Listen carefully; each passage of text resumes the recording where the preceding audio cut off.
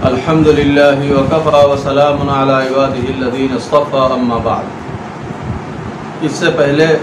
2 مجلسیں ہو چکی ہیں جن میں قربانی کے مسائل بیان کیے گئے تھے۔ ایک میں جانوروں کے بارے میں بتایا گیا تھا اور دوسرے میں جو عیوب معاف ہیں ان کے بارے میں عرض کیا گیا تھا۔ آج انشاءاللہ قربانی کا وقت اور قربانی کا طریقہ بیان کیا جائے گا، لیکن اس سے پہلے بات عرض کر دیں کہ مسلم شریف میں ایک حدیث آئی ہے جس میں حضرت صلی اللہ علیہ وسلم نے ارشاد فرمایا کہ جس کا قربانی کرنے کا ارادہ ہو تو جب وہ ذی الحجہ کا چاند دیکھ لے، یعنی ذی الحجہ کا مہینہ جب شروع ہو جائے تو اس کے بعد نہ ناخن کاٹے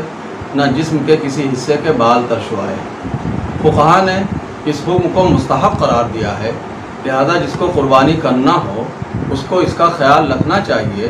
کہ پہلے ہی بال وغیرہ کٹوا لے، پہلے ہی ناخن وغیرہ ترشوا لے تاکہ بعد میں اس کی ضرورت پیش نہ آئے۔ لیکن استحبابی حکم ہے، لہذا اگر کوئی بھولے بھالے سے یا جان بوجھ کے بال ترشوا ہی لے یا ناخن کٹوا ہی لے تو اس سے قربانی میں کوئی فرق پڑنے والا نہیں ہے۔ اسی طرح اگر کسی کے ناخن بہت بڑے ہو گئے تھے، پہلے کاٹا نہیں تھا، بھول بھال گیا تھا، تو وہ بھی کاٹ سکتا ہے، اس لیے کہ بہت دن تک ایسے چھوڑے رکھنا اس کو فقہا نے مکروہ قرار دیا ہے۔ جہاں تک قربانی کے وقت کا تعلق ہے تو قربانی کا وقت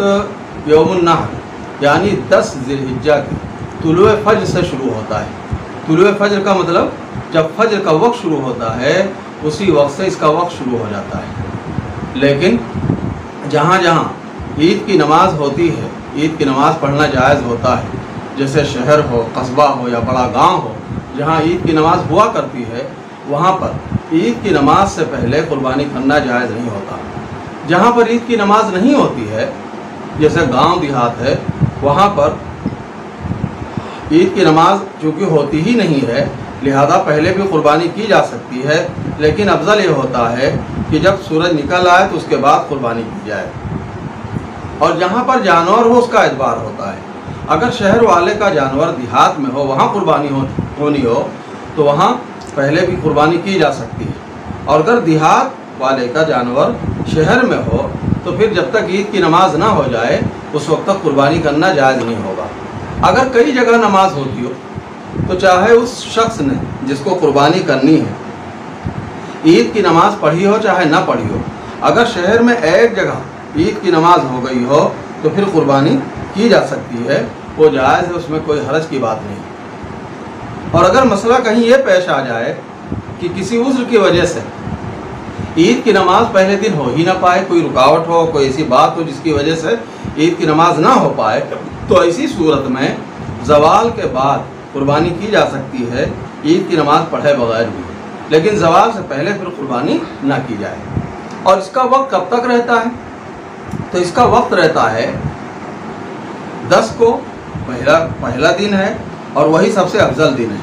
اور 11 کو اور 12 کو جیسے ہی سورج غروب ہو جائے اس کا وقت ختم ہو جاتا ہے، اس لیے کہ حضرت ابن عمر رضی اللہ عنہما کی روایت منقول ہے موطا میں اور بعض دوسری کتابوں میں، جس میں انہوں نے بتایا کہ قربانی کے ایام کون کون ہیں۔ ایک تو یوم النحر یعنی 10 ذی الحجہ، ویومان بعدہ، اور 2 دن اس کے بعد والے۔ تو اسی کی بنیاد پر فقہائے احناف کی تحقیق یہی ہے کہ صرف انہی 3 دن میں قربانی ہو سکتی ہے، دن میں بھی ہو سکتی ہے، رات میں بھی ہو سکتی ہے، لیکن فقہا نے رات میں قربانی کرنے کو مکروہ لکھا ہے، لیکن ساتھ ہی میں اس کی وجہ بھی لکھی ہے کہ اندھیرے کی وجہ سے ہو سکتا ہے کہ وہ رگیں نہ کٹ پائیں جن کا کٹنا ضروری ہوتا ہے۔ لہذا ہم یہ کہہ سکتے ہیں کہ اس زمانے کے لیے بات تھی، تب اجالے کا اتنا زیادہ انتظام نہیں ہوتا تھا۔ اب آج کل تو بجلی وغیرہ رہتی ہے، تو اگر بھرپور انتظام ہو اجالے کا اور خطرہ کوئی اس طریقے کا نہ ہو کہ رگوں کے کٹنے میں کوئی مسئلہ ہوگا تو پھر رات کو بھی قربانی کی جا سکتی ہے، انشاءاللہ کراہت بھی نہیں ہوگی۔ تو یہ تو اس کے وقت کا مسئلہ ہو گیا، قربانی کے وقت کا۔ جہاں تک اس کے طریقے کا تعلق ہے تو اس میں دیکھیے اصل چیز یہ ہوتی ہے کہ بسم اللہ اللہ اکبر پڑھ کے، بسم اللہ اللہ اکبر پڑھ کے اگر جانور کو ذبح کر دیا جائے تو وہ قربانی صحیح ہو جاتی ہے۔ بقیہ کچھ چیزیں ہیں جو سنت ہیں، مستحب ہیں، ان کا خیال رکھا جائے تو بہت اچھا ہوتا ہے۔ اور وہ کیا چیزیں ہیں؟ ان میں سے ایک تو یہ ہے کہ جب ذبح کیا جائے تو اس کا رخ کر دیا جائے قبلے کی طرف، اور خود بھی جو قربانی کرنے والا ہے اس کا رخ بھی قبلے کی طرف ہو۔ اور اس میں یہ بھی بتایا جاتا ہے کہ جو قربانی کا جانور ہے اس کو بائیں کروٹ پہ لٹایا جائے۔ تو بائیں کروٹ پہ اگر لٹانا ہو اور اس کا رخ بھی قبلے کی طرف کرنا ہو تو یہ تبھی ہو سکتا ہے جب ہمارے ہاں ہندوستان میں اس کے پیروں کو اتر کی طرف کر دیا جائے اور اس کے سر کو دکھن کی طرف کر دیا جائے، تبھی یہ کیفیت پیدا ہو پائے گی کہ اس کا رخ اور اس کا منہ بھی قبلے کی طرف ہو جائے اور بائیں پہلو کو بھی اس کو لٹا دیا جائے۔ پھر حضرت صلی اللہ علیہ وسلم جو قربانی کیا کرتے تھے تو اپنے داہنے پیر کو اس کے پہلو کے اوپر رکھ کے تب ذبح کیا کرتے تھے۔ اس کا بھی خیال رکھا جائے تو اچھی بات ہے۔ کچھ دعائیں بھی حضرت صلی اللہ علیہ وسلم پڑھا کرتے تھے جو حدیث کی کتابوں میں منقول ہیں، اگر ان کو بھی پڑھ لیا جائے تو بہت اچھا ہوتا ہے۔ حضرت صلی اللہ علیہ وسلم کا طریقہ یہ تھا کہ جب آپ کو قربانی کرنی ہوتی تھی اور اس کو قبلہ رخ کیا جانا ہوتا تھا تو جب قبلہ رخ کر رہے ہوتے تھے اس وقت یہ دعا پڑھتے تھے، انی وجہت وجہی للذی فطر السماوات والارض حنیفا وما انا من المشرکین ان صلاتی ونسکی ومحیای ومماتی للہ رب العالمین لا شریک لہ وبذلک امرت وانا اول المسلمین۔ بعض روایتوں میں وانا من المسلمین بھی آیا ہوا ہے۔ اس کے بعد اللہم منک ولک یہ کہہ کر بسم اللہ اللہ اکبر کہہ کے حضرت صلی اللہ علیہ وسلم ذبح کیا کرتے تھے، اور ذبح کرنے کے بعد دعا پڑھتے تھے، اور یہ دعا پڑھنا مستحب فقہاء نے لکھا ہوا ہے۔ حضرت صلی اللہ علیہ وسلم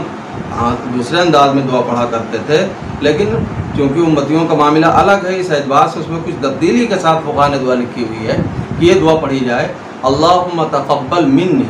کما تقبلت من حبیبک محمد وخلیلک ابراہیم علیہم الصلاۃ والسلام۔ تو یہ اگر دعائیں پڑھ لیا جائے تو یہ سنت ادا ہوگی، مستحب ادا ہوگا، لیکن اگر دعائیں نہ یاد ہوں، صرف بسم اللہ اللہ اکبر کہہ کے ذبح کر دیا جائے یا کسی اور رخ پہ لٹا کے ذبح کر دیا جائے تو اس میں قربانی میں کوئی فرق پڑنے والا نہیں۔ کوشش اس کی کرنی چاہیے کہ جس کو قربانی کرنی ہے وہ خود اپنے ہاتھ سے کرے، اور اگر عورت بھی ہے تو عورت بھی اپنے ہاتھ سے کر سکتی ہے، یہاں تک کہ سمجھدار بچہ ہو تو وہ بھی قربانی اپنے ہاتھ سے کر سکتا ہے۔ لیکن اگر ممکن نہ ہو اور آدمی کو خوف محسوس ہوتا ہے اور آدمی کا الگ الگ مزاج ہوتا ہے تو پھر دوسرے سے مدد بھی لی جا سکتی ہے، دوسرے سے بھی قربانی کرائی جا سکتی ہے، لیکن اس صورت میں پھر مستحب یہ ہوتا ہے کہ آدمی وہاں پر موجود رہے اور وہ دیکھے قربانی ہوتے ہوئے، تو اس کا تو کم سے کم خیال رکھنا چاہیے۔ حضرت صلی اللہ علیہ وسلم نے حضرت فاطمہ رضی اللہ عنہا کو اس کا حکم دیا تھا کہ تم خود قربانی اگر نہ کرو تو کم سے کم اس وقت موجود رہو جب قربانی ہو رہی ہے۔ تو اس کا خیال رکھنا چاہیے، آدمی اپنے ہاتھ ہی سے قربانی کرے تو بہتر ہوتا ہے۔ یہ جو بلا بلا کے لوگ لاتے ہیں اس کی کوئی ضرورت نہیں ہوتی ہے، چاہے دعائیں نہ بھی یاد ہوں تب بھی اگر اپنے ہاتھ سے کرے تو زیادہ بہتر ہوتا ہے۔ ایک بات کو اور ذرا میں تذکرہ کر دوں کہ دیکھیے جو دعا ہم نے بعد والی بتائی اللہم تقبل منی، تو یہ تب ہے جب اپنی طرف سے قربانی کر رہا ہوں۔ اگر دوسرے کی طرف سے قربانی کی جا رہی ہے تو اللہم تقبل من یہ پڑھے اور اس کے بعد اس کا نام لے جس کی طرف سے قربانی ہو رہی ہے۔ کئی لوگ ہوں تو ان سب کا نام لے لے، اچھی بات ہے، اور اس کے بعد کہے اللہم تقبل من، اور پھر اس کا نام لے کے اس کے بعد کہے کما تقبلت من حبیبک محمد وخلیلک ابراہیم علیہ الصلاۃ والسلام۔ لیکن جیسا کہ میں نے عرض کیا یہ دعائیں پڑھنا کوئی ضروری نہیں ہے۔ جن لوگوں کی طرف سے قربانی ہو رہی ہے ان کا نام بھی نہ لیا جائے تب بھی اس سے کوئی فرق پڑنے والا نہیں۔ اللہ تعالیٰ تو دیکھ رہا ہے کہ کس کا مال لگا ہوا ہے، کس کی طرف سے قربانی ہو رہی ہے۔ تو یہ چند باتیں ہم نے آج عرض کر دیں اس کے طریقے کے سلسلے میں۔ انشاءاللہ اس میں جو ایک بات رہ گئی ہے، جو ذی الحجہ کے فضائل آئے ہوئے ہیں شروع کے عشرے کے، ان کو انشاءاللہ الگ مجلس میں بیان کریں گے۔ وآخر دعوانا الحمدللہ رب العالمین۔